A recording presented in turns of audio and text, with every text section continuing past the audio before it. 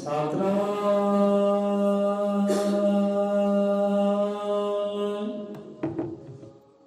ਸ਼੍ਰੀ ਵਾਹਿਗੁਰੂ ਕੀ ਸਾਹਿਬ ਜੀ।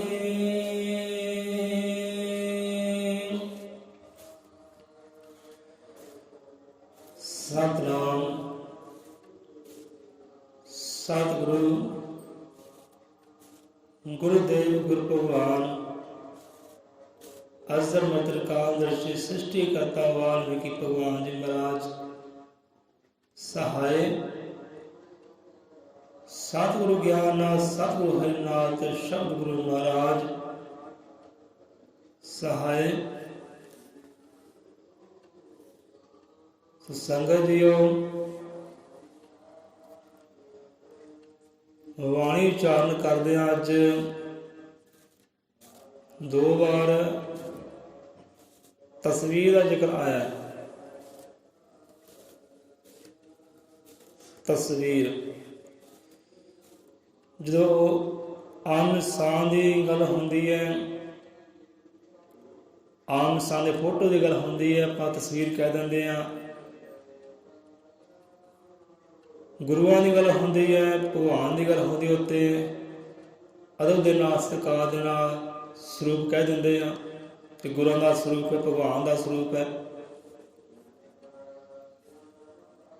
सो इस बारे भी आपां विचार करांगे। 30 अप्रैल की कथा कहानी है। जिवें पहला कहंदे आए कि आपां भी जीवां तो ज्ञान लै लईदा, उन्होंने बोला तो बचना तो कथा कहानी तो। तस्वीर होंदी है, एक तां इंसान की तस्वीर होंदी है, गुरुआं रहबरां दी तस्वीरां होईयां, स्वरूप होए है। अंतर की है दोनों विच? अंतर की है? किन्हां दा स्वरूप, किन्हां दी तस्वीर घर विच रखनी लाजमी है, जरूरी है? महसूस की होंदा है, प्राप्त की होंदा है? एक आम इंसान जो भगती तो वांझा इंसान है, भगती तो रुखा इंसान है, शब्द की कमाई नहीं की, नाम की कमाई नहीं की, वो जीव की तस्वीर रखते हैं जो रहिंदे सांस तक दुखों में रहा, कलेशां में रहा, तो मिलता की है? तो गुरुआं के स्वरूप सानूं की दर्शाउंदे ने? मिलता की उन्हें स्वरूप तो? किते फिर विचार साझा करांगे। बड़ा बड़ा ही प्यारा विचार है, समझण योग है, क्योंकि अजे भी जीव तस्वीर चक्रां में फसे हुए हैं। करांगे साझा आपां कते। सो कल के विचार कल की कथा कहानी ते आ जाते हैं। कल आपां विचार किया कि जो भी इंसान भावना लैके गुरु दरगाह अंदर आउंदा है, गुरु चरनां विच आउंदा है, ਉਹਦੀ भावना ਵਿੱਚ वाधा पैंदा, कोई बरकत पैंदी है। जिस भी भावना के नाल इंसान आया है, ਉਹਦੀ भावना अंदर बरकत पई है। कई कथा कहानियां बाणी अंदर आउंदियां ने। जे हंझू लैके भावना लैके गुरु रविदास पूरनाथ जी ने अरदास की है, बेनती की महाराज नाम शब्द दात बख्शिश करो, हंझू सुट के, तो भावना में बरकत पई है। गुरुआं ने अपनी जोत बख्शिश की है, नाम बख्शिश किया है, शब्द बख्शिश किया है। जे किसी ने दुध मंगया है, पुत मंगया है, हंझू सट के, तो बरकत पई है। जो भावना लैके आए, भावना अंदर बरकत पई है। हुण इदां हुंदा है कि कई जीव आ जाते हैं भाई गिले शिकवे लैके आउंदे आ रब दी दरगाह दे अंदर, गुरु चरनां विच गुरां दे नाल कई शिकवे लैके आउंदे आ। ते कदी भी शिकवा लैके नहीं आउणा, शक लैके नहीं आउणा, शिकायतां लैके नहीं आउणा, क्योंकि जिहो जी भावना लैके आओगे उहो जी भावना विच बरकत पैंदी है। शिकवे शिकायतां लैके आओगे उहदे विच बरकत पैनी है, तो सारी उम्र आपदे शिकवे नहीं मुकणे, शिकायतां नहीं मुकणियां। सो कई जी प्यारो इदां हुंदे है, इधरों सत्संग दी हुंदी है, समाप्ति पाठ बाणी दे पैंदे आ भोग, तो इधर उधर ਦੀਆਂ ਗੱਲਾਂ ਸ਼ੁਰੂ ਹੋ ਜਾਂਦੀਆਂ ਨੇ। ਫਲਾਨੀ ਨੇ ਇੱਦਾਂ ਕੀਤਾ, ਫਲਾਨਾ ਇੱਦਾਂ ਕਰ ਰਿਹਾ ਹੈ, ਉਹਦੇ ਘਰ ਵਿੱਚ ਇੱਦਾਂ ਹੈ, ਉਹਦੇ ਘਰ ਵਿੱਚ ਇੱਦਾਂ ਹੈ। ਉਹੀ ਭਾਵਨਾ ਹੀ ਹੈ। ਤੁਸੀਂ ਇਹ ਭਾਵਨਾ ਲੈ ਕੇ ਆਏ, ਹਾਵੇ ਗੁਰੂ ਦਰਗਾਹ ਚੱਲੇ ਆ, ਉੱਥੇ ਮੇਰੇ ਮਿਲਾਪ ਸਜਣਾਣਾ ਹੋਣਗੇ, ਆ ਗੱਲਾਂ ਬਾਤਾਂ ਸਾਂਝੀਆਂ ਕਰਾਂਗੇ, ਫਲਾਣੇ ਘਰ ਦੀ, ਫਲਾਣੇ ਗਵਾਂਢ ਦੀ, ਫਲਾਣੇ ਔਰਤ ਦੀ, ਬੰਦੇ ਦੀ, ਉੱਥੇ ਜਾ ਗੱਲਾਂ ਬਾਤਾਂ ਕਰਾਂਗੇ, ਕੱਢਾਂਗੇ ਦਿਲ ਦੀਆਂ ਭੜਾਸਾਂ। ਉਹ ਭਾਵਨਾ ਲੈ ਕੇ ਆਏ ਤੇ ਭਾਵਨਾ ਅੰਦਰ ਬਰਕਤ ਪੈਣੀ ਹੈ ਤੇ ਸਾਰੀ ਉਮਰ ਨਿੰਦਿਆ ਚੁਗਲੀ ਨਹੀਂ ਮੁੱਕਣੀ। ਸੋ ਧਿਆਨ ਕਰਿਓ, ਜਿਹੋ ਜਿਹੀ ਭਾਵਨਾ ਲੈ ਕੇ ਆਉਂਦੇ ਹੋ ਉਹ ਭਾਵਨਾ ਵਿੱਚ ਬਰਕਤ ਪੈਂਦੀ ਹੈ। ਆਪਾਂ ਵੇਖਿਆ ਖੁਦ ਅੱਖੀ, ਰੱਬ ਦੇ ਦਰਗਾਹ ਜਾਂਦੇ ਨੇ, ਗਿਲੇ ਸ਼ਿਕਵੇ ਕਰਦੇ, ਨਿੰਦਿਆ ਚੁਗਲੀ ਕਰਦੇ, ਆਉਂਦੇ ਹੈ ਗਿਲੇ ਸ਼ਿਕਵੇ ਕਰਦੇ ਤੇ ਨਿੰਦਿਆ ਚੁਗਲੀ ਆਉਂਦੇ ਜਾਂਦੇ ਕਰਦੇ ਹੀ ਕਰਦੇ ਤੇ ਆਉਂਦੇ ਵੀ ਕਰਦੇ ਹੈ। ਉਹੀ ਭਾਵਨਾ ਵਿੱਚ ਫਿਰ ਬਰਕਤ ਪੈਂਦੀ ਹੈ। ਇਹ ਧਿਆਨ ਕਰਿਓ। ਹੁਣ ਕੱਲ ਦੀ ਕਥਾ ਕਹਾਣੀ ਤੇ ਆ ਜਾਂਦੇ ਆ ਕਿ ਸਰੂਪ ਰਾਣੀ ਹੋਏ ਆ, ਮੋਤੀ ਲਾਲ ਨਹਿਰੂ ਜੀ ਹੋਏ ਆ। ਸਰੂਪ ਰਾਣੀ ਨਹਿਰੂ ਤੇ ਮੋਤੀ ਲਾਲ ਨਹਿਰੂ। ਸਤਿਗੁਰੂ ਗਿਆਨਨਾਥ ਮਹਾਰਾਜ ਜੀ ਦੇ ਸਤਿਗੁਰੂ ਮਹਾਰਾਜ ਸਤਿਗੁਰੂ ਮੁਨਸ਼ੀ ਨਾਥ ਜੀ, ਉਹਨਾਂ ਦੇ ਚਰਨਾਂ ਵਿੱਚ ਦੋਵੇਂ ਭਗਤਾਂ ਨਾਲ ਗਏ ਹੈ ਤੇ ਹੰਝੂ ਸੁੱਟ ਕੇ ਭਾਵਨਾ ਰੱਖੀ ਹੈ। ਭਾਵਨਾ ਰੱਖੀ ਹੈ ਬੱਚੇ ਦੀ। ਮਹਾਰਾਜ ਔਲਾਦ ਕੋਈ ਨਹੀਂ ਹੈ, ਔਲਾਦ ਘਰ ਦੇ ਅੰਦਰ ਕੋਈ ਨਹੀਂ ਹੈ, ਕਿਰਪਾ ਕਰੋ, ਪ੍ਰਦਾਨ ਬਖਸ਼ੀ ਕਰੋ ਕਿ ਸਾਡੇ ਘਰ ਦੇ ਅੰਦਰ ਬੱਚਾ ਪੈਦਾ ਹੋਵੇ। ਹੰਝੂ ਸੁੱਟੇ ਹੈ ਸਰੂਪ ਰਾਣੀ ਨੇ, ਆਪਣੀ ਭਾਵਨਾ ਰੱਖੀ ਹੈ, ਆਪਣੀ ਅਰਦਾਸ ਰੱਖੀ ਹੈ ਗੁਰੂ ਦੇ ਚਰਨਾਂ ਵਿੱਚ। ਤੇ ਸਤਿਗੁਰੂ ਮਹਾਰਾਜ ਦਇਆ ਦ੍ਰਿਸ਼ਟੀ ਵਿੱਚ ਆਏ ਨੇ ਤੇ ਵਰ ਬਖਸ਼ੇ ਕੀਤਾ ਹੈ। ਬੀਬੀ ਤੈਨੂੰ ਮਿਲ ਗਿਆ ਮੂੰਹ ਗਿਆ ਵਰਦਾਨ, ਪੁੱਤਰ ਤੈਨੂੰ ਦੇਣਗੇ ਵਾਲਮੀਕੀ ਭਗਵਾਨ। ਹੰਝੂ ਸੁੱਟ ਕੇ ਅਰਦਾਸ ਬੇਨਤੀ ਕੀਤੀ ਹੈ, ਹੰਝੂ ਸੁੱਟ ਕੇ ਆਪਣੀ ਭਾਵਨਾ ਰੱਖੀ ਹੈ ਤੇ ਗੁਰਾਂ ਨੇ ਵਰ ਬਖਸ਼ੇ ਕੀਤਾ ਹੈ ਕਿ ਵਾਲਮੀਕੀ ਭਗਵਾਨ ਆਪ ਨੂੰ ਪੁੱਤਰ ਦਾਤ ਬਖਸ਼ੀ ਕਰਨਗੇ। ਇਹ ਨਹੀਂ ਕਹਿਣਾ ਕਿ ਤੱਕ ਅਸੀਂ ਕਰਾਂਗੇ, ਅਸੀਂ ਨਹੀਂ ਕਿਹਾ ਕਿ ਅਸੀਂ ਕਰਾਂਗੇ, ਉਹ ਵਾਲਮੀਕੀ ਭਗਵਾਨ ਕਰੇਗਾ। ਕਹਿੰਦੇ ਆਪਦੀ ਸ਼ਰਧਾ ਪੂਰਨ ਕਰੇਗਾ, ਆਪਣੀ ਭਾਵਨਾ ਪੂਰਨ ਕਰੇਗਾ। ਜਿਸ ਭਾਵਨਾ ਦੇ ਨਾਲ ਆਏ ਹੋ ਭਾਵਨਾ ਪੂਰਨ ਕਰੇਗਾ, ਉਹ ਕਰੇਗਾ, ਅਸੀਂ ਨਹੀਂ ਕਰਾਂਗੇ। ਬੀਬੀ ਤੈਨੂੰ ਮਿਲ ਗਿਆ ਮੂੰਹ ਮੰਗਿਆ ਵਰਦਾਨ, ਪੁੱਤਰ ਤੈਨੂੰ ਦੇਣਗੇ ਵਾਲਮੀਕੀ ਭਗਵਾਨ।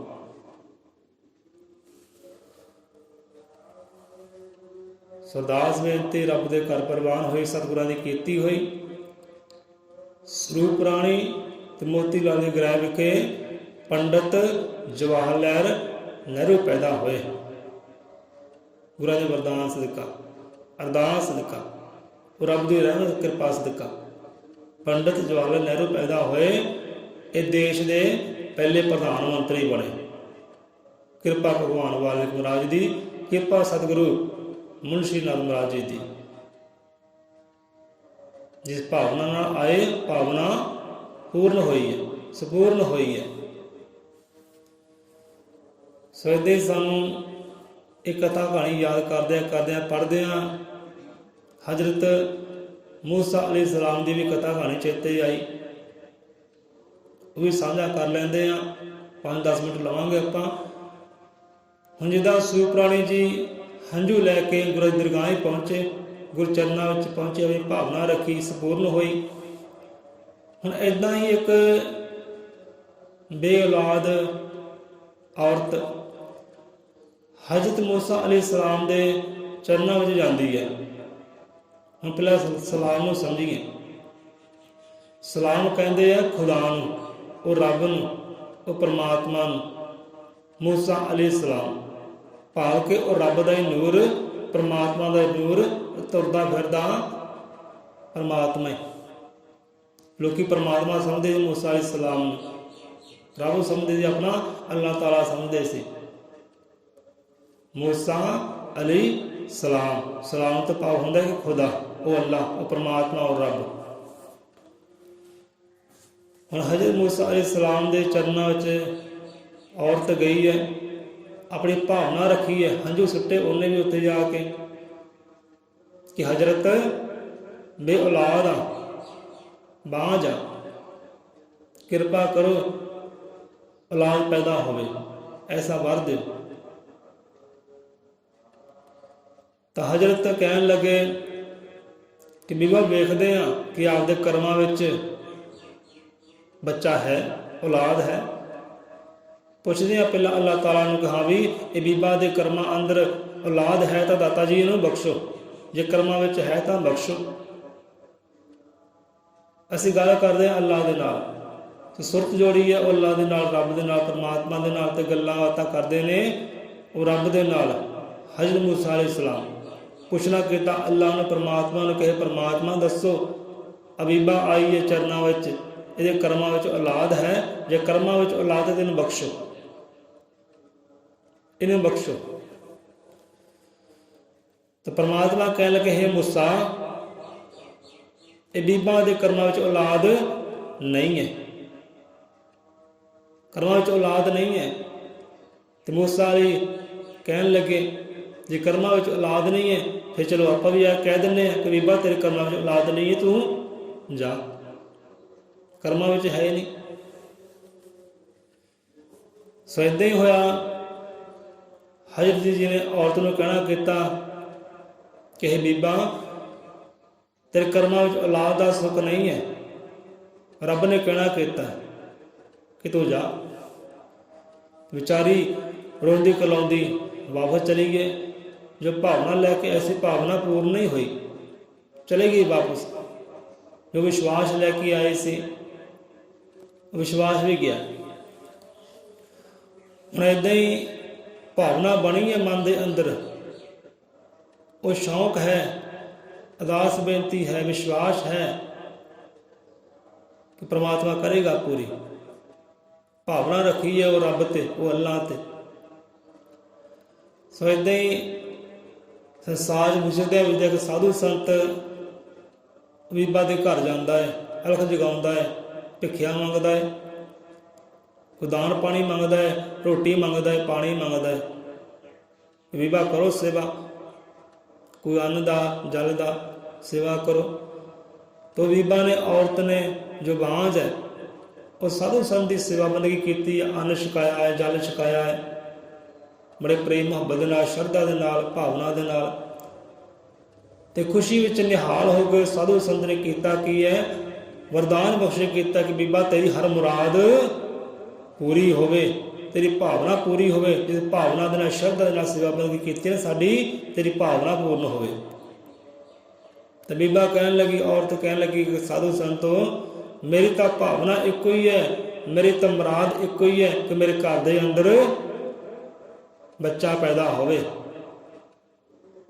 यही मेरी मुराद है, यही मेरी भावना है। तो आप हजरत मूसा अलैहिस्सलाम दर ते गए सी, उन्होंने कह दिता कि तेरे कर्मां विच औलाद नहीं है, आप सानू वर दे रहे हो, वरदान दे रहे हो, तो मेरी भावना यही है, मुराद यही है कि बच्चा पैदा होवे। तो साधु संत कहने लगे बीबा सेवा बंदगी की है तो फल मिलेगा, कोई गल नहीं, आप अरदास बेनती करते हैं, फरियाद करते हैं रब दे अगे, वो फरियाद साडी सुनणगे, सुनणगे साडी फरियाद। साधु संत ने फरियाद की, अरदास की अल्लाह के दरगाह के अंदर, रब की दरगाह के अंदर। तो होया की है, कुछ महीने पा के, समा पा के वो घर के अंदर बच्चा पैदा हो गया है, पुत्र पैदा हो गया, भावना हो गई पूर्ण, रब ने करती पूरी भावना, पुत्र पैदा हो गया है। जिद्दां ही पुत्र पैदा होया है तो लै गई है फिर हजरत मूसा अलैहिस्सलाम के दर ते, जिथे भगती करते हैं मूसा जी कैतूर पर्वत ते, उत्थे लै गई बच्चे कि मूसा वेख, आपने कहा सी ना कि कर्मां विच औलाद नहीं है, तो यह किदां हो गया, ये मेरे कर्म चेंज किदां हो गए, तब्दील किदां हो गए। आपने तो कह दिता सी ना कि कर्मां विच औलाद नहीं, तो यह कित्थों आया। मूसा अली बड़े परेशान हैरान होए, अल्लाह दे नाल शिकवे करते हैं कि अल्लाह ताला है परमात्मा एक ही है, आपने कहा सी ਕਿ ਕਰਮਾਂ ਵਿੱਚ ਹੈ ਇਹ ਕਿੱਥੋਂ ਆ ਗਿਆ। ਗੱਲਾਂ ਬਾਤਾਂ ਕਰਨ ਲੱਗੇ ਪਰਮਾਤਮਾ ਦੇ ਨਾਲ। ਬੀਬਾ ਗਈ ਆਪਣੇ ਘਰ। ਪਰਮਾਤਮਾ ਨੇ ਕਹਿਣਾ ਕੀਤਾ ਹੈ, ਮੂਸਾ ਏਦਾਂ ਕਰ, ਜੇ ਸਵਾਲ ਦਾ ਹੱਲ ਚਾਹੁੰਦਾ ਨਾ, ਜਵਾਬ ਚਾਹੁੰਦਾ ਹੈ, ਏਦਾਂ ਕਰ, ਇਸ ਨਗਰ ਦੇ ਵਿੱਚੋਂ, ਇਲਾਕੇ ਵਿੱਚੋਂ ਪ੍ਰਾਣੀ ਦੀ ਭਾਲ ਕਰ। ਉਹ ਪ੍ਰਾਣੀ ਦੀ ਭਾਲ ਕਰ ਜੋ ਸਾਨੂੰ ਭੇਟਾ ਕਰੇ ਆਪਣਾ 1 ਕਿਲੋ ਮਾਸ, ਆਪਣਾ ਤਨ ਭੇਟਾ ਕਰੇ, ਆਪਣਾ ਮਾਸ ਭੇਟਾ ਕਰੇ। ਜਾਓ ਇਹੋ ਜਿਹੇ ਜੀਵ ਦੀ ਭਾਲ ਕਰੋ ਤੇ ਸਾਡੇ ਵਾਸਤੇ ਮਾਸ ਦੀ ਭੇਟਾ ਕਰੋ, ਜਵਾਬ ਮਿਲ ਜਾਏਗਾ। ਇਹ ਹੋਇਆ ਕਿੱਦਾਂ? ਸੁੱਤੀ ਟੁੱਟੀ ਚੱਕੀ ਛੁਰੀ ਤੇ ਤੁਰ ਪਏ ਦੁਨੀਆਦਾਰੀ ਦੇ ਵੱਲ। ਹਜ਼ਰਤ ਮੂਸਾ ਅਲੈਹਿਸਲਾਮ ਹੁਣ ਭਾਲ ਕਰਦੇ ਪ੍ਰਾਣੀ ਦੀ ਕਿ ਕਿਹੜਾ ਮਾਸ ਉਹ ਰੱਬ ਦੇ ਨਾਮੇ ਤੇ ਦੇਵੇ। ਹੋਕਾ ਦਿੰਦੇ, ਅਰਖ ਜਗਾਉਂਦੇ ਦਰ ਦਰ ਤੇ ਜਾ ਕੇ, ਭਾਈ ਕੋਈ ਹੈ ਇਹੋ ਜਿਹਾ ਜੀਵ ਜੋ ਰੱਬ ਦੇ ਨਾਂ ਤੇ, ਅੱਲਾ ਦੇ ਨਾਂ ਤੇ ਆਪਣੇ ਮਾਸ ਭੇਟਾ ਕਰੇ? ਹੈ ਕੋਈ ਇਹੋ ਜਿਹਾ ਜੀਵ? ਤਾਂ ਬੜੀ ਭਾਲ ਕਰਦੇ ਨੇ ਪਰ ਕੋਈ ਤਿਆਰ ਹੀ ਨਹੀਂ ਹੈ। ਰੱਬ ਨੂੰ ਆਪਣਾ ਮਾਸ ਦੇਣ ਲਈ ਕੋਈ ਤਿਆਰ ਹੀ ਨਹੀਂ ਹੈ। ਹੁਣ ਖੁਦਾ ਦਾ ਰੂਪ, ਅੱਲਾ ਦਾ ਰੂਪ ਸਮਝਦੇ ਆ ਮੂਸਾ ਅਲੈਹਿਸਲਾਮ, ਪਰ ਇਹ ਗੱਲ ਮੰਨਣ ਲਈ ਕੋਈ ਮਨਜ਼ੂਰ ਨਹੀਂ ਹੈ। ਆਪਾਂ ਨਹੀਂ ਦੇ ਸਕਦੇ ਭਾਈ ਭੇਟਾ।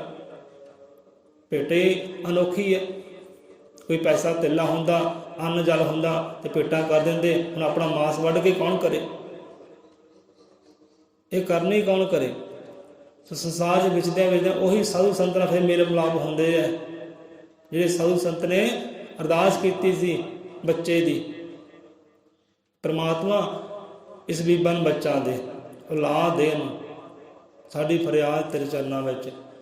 ਉਹ ਸਾਧੂ ਸੰਤ ਨਾਲ ਮੇਲ ਮਿਲਾਪ ਹੁੰਦੇ ਨੇ ਹਜ਼ਰਤ ਮੂਸਾ ਅਲੈਹਿਸਲਾਮ ਦੇ।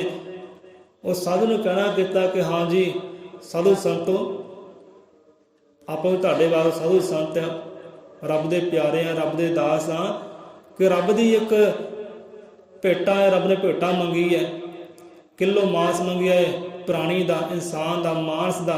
ਕਿ ਤੁਸੀਂ ਤਿਆਰ ਹੋ ਉਹ ਮਾਸ ਦੇਣ ਨੂੰ? ਬੜੇ ਖੁਸ਼ ਹੋਏ, ਬੜੇ ਆਨੰਦ ਹੋਏ ਉਹ ਸਾਧੂ ਸੰਤ। ਕਹਿਣ ਲੱਗੇ, ਲਓ ਜੀ ਰੱਬ ਨੇ ਮੰਗੀ ਹੈ, ਕਿਉਂ ਨਹੀਂ ਭਾਈ, ਆਪਾਂ ਤਿਆਰ ਹੈ। ਚੱਕੋ ਛੁਰੀ ਆਪਣੀ, ਜਿਹੜਾ ਦਿਲ ਕਰਦਾ ਹੈ ਚੀਰ ਲਓ ਅੰਗ। ਚੌਂਕੜੀ ਮਾਰ ਕੇ ਬਹਿ ਗਏ, ਲੈ ਵੀ ਰੱਬ ਦੇ ਨਾਮ ਤੇ ਚੀਰ ਲਓ ਅੰਗ। ਤੇ ਮੂਸਾ ਨੇ ਛੁਰੀ ਚੱਕੀ ਹੈ ਤੇ ਕੱਲਾ ਕੱਲਾ ਅੰਗ ਲਾਉਣਾ ਕਰ ਲਿਆ, ਮਾਸ ਲਾਉਣਾ ਕਰ ਲਿਆ। ਕਿਲੋ ਹੋ ਗਿਆ ਭਾਈ, ਦੱਸ ਦੇ ਸਾਨੂੰ ਤੇ ਲੈ ਜਾ ਰੱਬ ਦੇ ਨਾਂ ਤੇ ਭੇਟਾ ਕਰ ਦੇ। ਤੋ ਇੱਦਾਂ ਹੀ ਕੀਤਾ। ਮੂਸਾ ਅਲੈਹਿਸਲਾਮ ਨੇ ਮਾਸ ਲਿਆ ਉਸ ਸਾਧੂ ਸੰਤ ਦਾ ਤੇ ਤੁਰ ਪਿਆ ਹੁਣ ਕਤੂਰ ਪਰਬਤ ਤੇ ਰੱਬ ਨੂੰ ਭੇਟਾ ਕਰਨ। ਰੱਬ ਨੂੰ ਕੀਤਾ ਭੇਟਾ, ਅਰਦਾਸ ਬੇਨਤੀ ਕੀਤੀ, ਫਰਿਆਦ ਕੀਤੀ, ਲੈ ਪਰਮਾਤਮਾ ਅੱਲਾਹ ਤਾਲਾ ਮਿਲ ਗਈ ਇਹ ਭੇਟਾ, ਹੁਣ ਕਰੋ ਕਬੂਲ, ਸਾਡੇ ਸਵਾਲ ਦਾ ਜਵਾਬ ਵੀ ਦਿਓ। ਆਪਨੇ ਕਿਹਾ ਸੀ ਕਰਮਾਂ ਵਿੱਚ ਔਲਾਦ ਨਹੀਂ ਹੈ, ਤੇ ਉਹ ਔਲਾਦ ਕਿੱਥੋਂ ਆਈ, ਫਿਰ ਕਿੱਦਾਂ ਹੋਈ? ਹੁਣ ਗੱਲਾਂ ਬਾਤਾਂ ਕਰਦੇ ਪਰਮਾਤਮਾ ਦੇ ਨਾਲ, ਅੱਲਾ ਦੇ ਨਾਲ ਮੂਸਾ ਅਲੈਹਿਸਲਾਮ। ਪਰਮਾਤਮਾ ਕਹਿਣ ਲੱਗੇ, ਮੂਸਾ ਜੀ ਤੈਨੂੰ ਕਿਹਾ ਸੀ ਕਿ ਕਿਲੋ ਮਾਸ ਚਾਹੀਦਾ ਪ੍ਰਾਣੀ ਦਾ, ਇਨਸਾਨ ਦਾ, ਤੂੰ ਮਾਸ ਲੈ ਕੇ ਆਇਆ। ਪ੍ਰਾਣੀਆਂ ਵਿੱਚ, ਇਨਸਾਨਾਂ ਵਿੱਚ ਪਿਆਰਿਆ ਤੂੰ ਵੀ ਆਉਣਾ।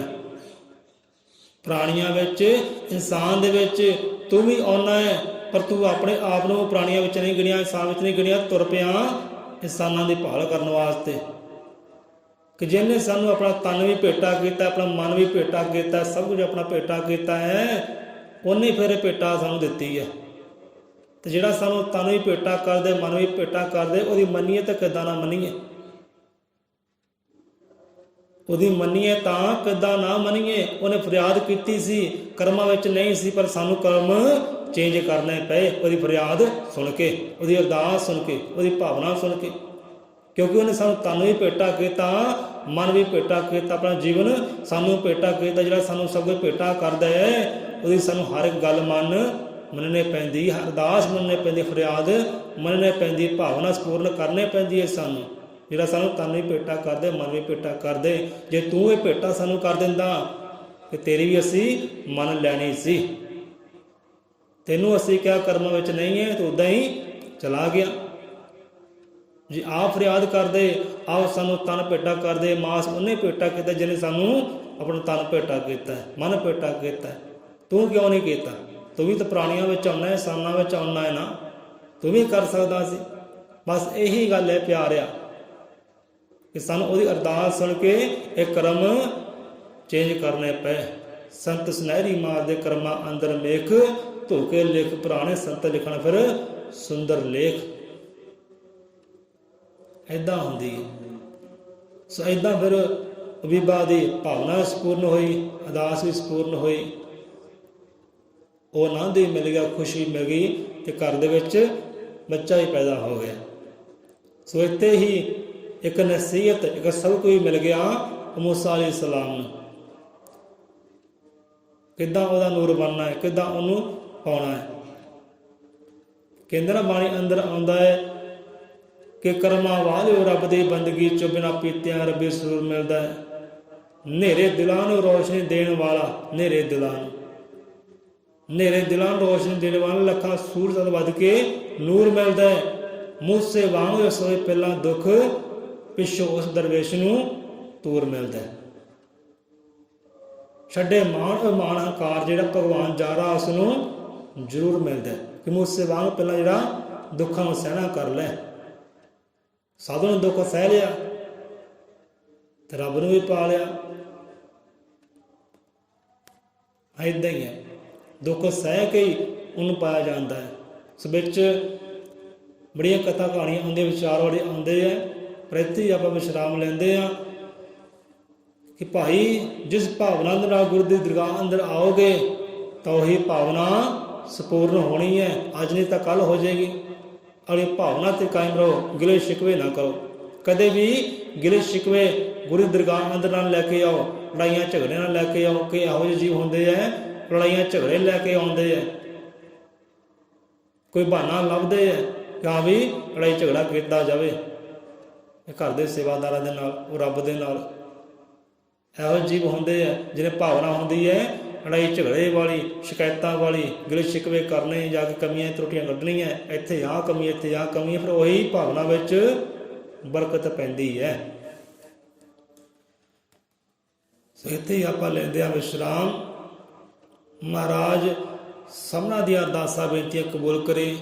ਜਿਸ ਭਾਵਨਾ ਦੇ ਨਾਲ ਰੱਬ ਦੇ ਪਿਆਰੇ ਸੇਵਾ ਬੰਦਗੀ ਕਰਦੇ ਹਨ, ਉਸ ਸੇਵਾ ਬੰਦਗੀ ਵਿੱਚ ਦਾਤਾ ਜੀ ਬਰਕਤਾਂ ਪਾਉਣ, ਜੋੜੀ ਰੱਖੇ ਆਪਣੇ ਚਰਨਾਂ ਦੇ ਨਾਲ, ਜੋੜੀ ਰੱਖੇ ਆਪਣੇ ਨਾਵੇਂ ਦੇ ਨਾਲ, ਜੋੜੀ ਰੱਖੇ ਦਾਤਾ ਜੀ ਆਪਣੀ ਦਰਗਾਹ ਦੇ ਨਾਲ। ਬੋਲੇ ਸੋ ਨਿਰਭੈ ਅਜ਼ਰ ਮਤਰਕਾਰ ਦਰਸ਼ੀ ਸ੍ਰਿਸ਼ਟੀ ਕਰਤਾ ਵਾਲਮੀਕੀ ਦਇਆਵਾਨ ਜੀ ਕੀ ਜੈ।